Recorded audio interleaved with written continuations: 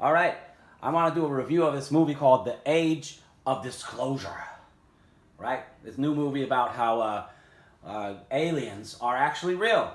The UAPs, unidentified aerial phenomena, known to us plebeians as UFOs, unidentified flying objects, are real. Aliens are real. We're not alone in the universe. So says this documentary. Now, before I get into the review, I want you to listen to what this guy has to say about these aircrafts.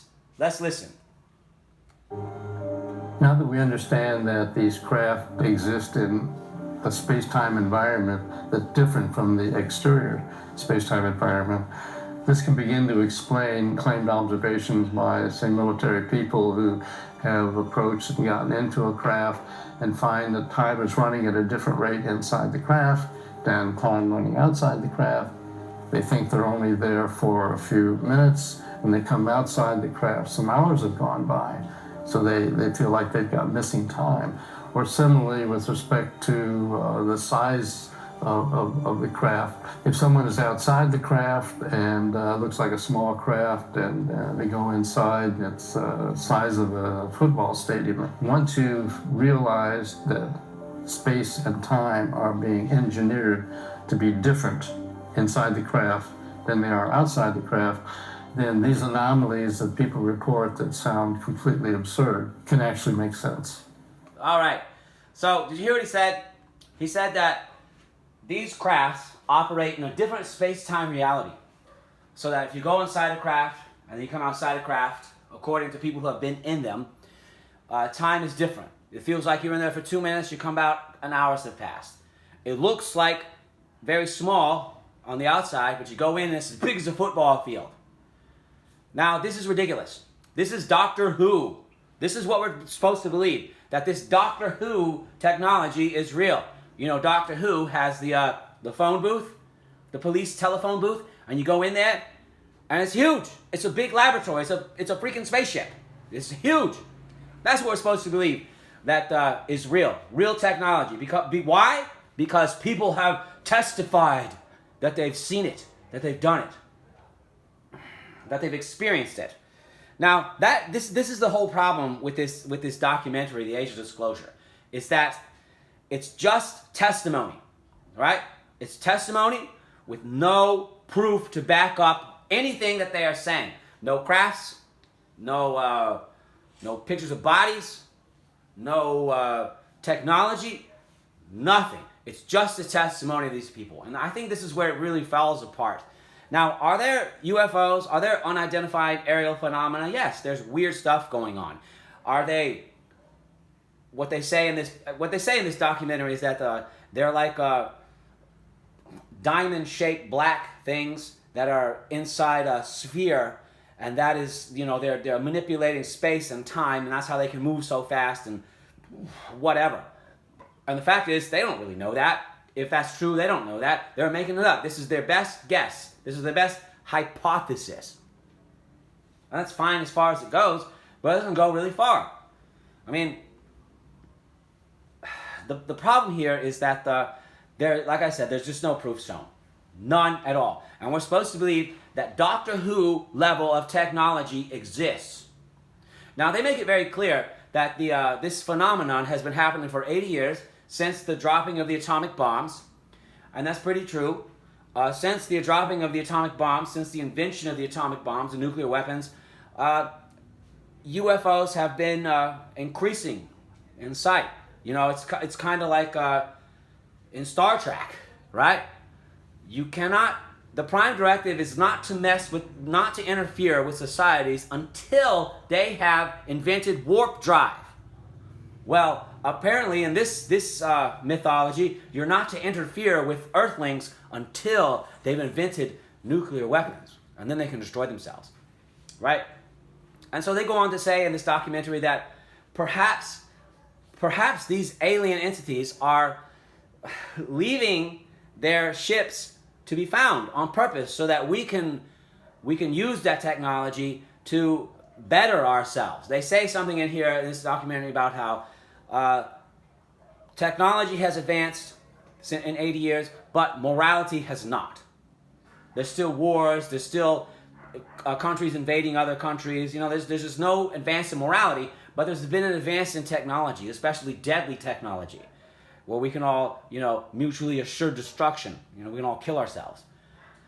And you know, this is what the day the earth stood still. That's the plot of the day the earth stood still. Is the aliens come to Washington and they tell everybody to like basically destroy your nuclear weapons and live at peace.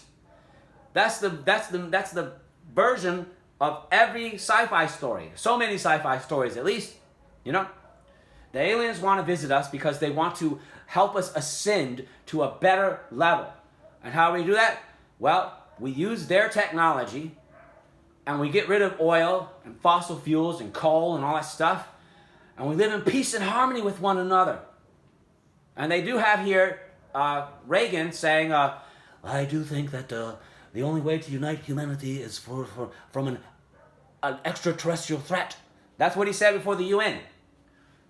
He only thinks humanity would be united. There'd only be a one world government if we were united against an extraterrestrial threat. Well, guess what? This movie is so American-centric. Maybe that's the point of it. Maybe that's really the point of it. They're just looking at America. But there are no voices from other countries.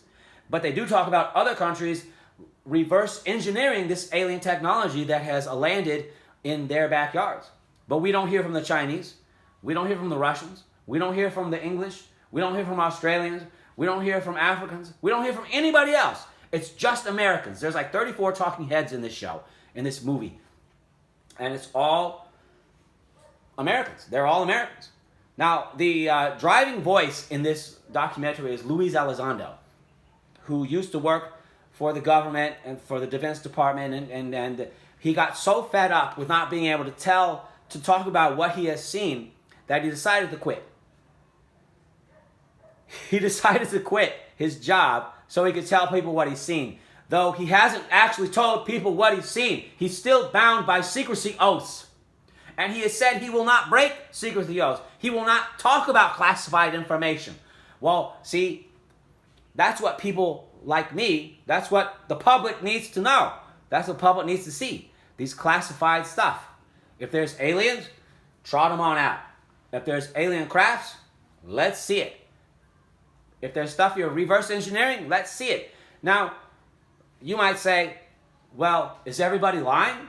Did the guys that go before the congressional hearings, are they all liars? Is everybody in here a liar? Maybe. Could be. I mean, you don't know how nefarious our government is, how nefarious the United States government is. They published a plan called Operation Northwoods where they wanted to launch false flag attacks on the U.S., blame it on Cuba as a pretext to invade Cuba. Even in this documentary, they talk about how there's a stigma against UFOs because the government created that. They created that. Things like Project Blue Book and all that stuff were all disinformation tactics. You know, they pretend to investigate and they say, oh, it's nothing. But really there's something. So to the public, it's deny, deny, deny, deny. Why should we believe anything anyone here is saying? People distrust the government at a high level. And yet we're supposed to believe these government officials have actually seen, and they do say it, I've seen alien bodies. I've seen extraterrestrial biologics. I've seen extraterrestrial crafts. I've seen the spaceships. Well, guess what? You know who else said that? Lots of people. And they've been laughed out. And they've been ridiculed. And they've been disproven. Wait, whoa, I guess that's part of that deny, deny, deny stuff tactic from the government, right? So the point here is that the movie's interesting, that's for sure.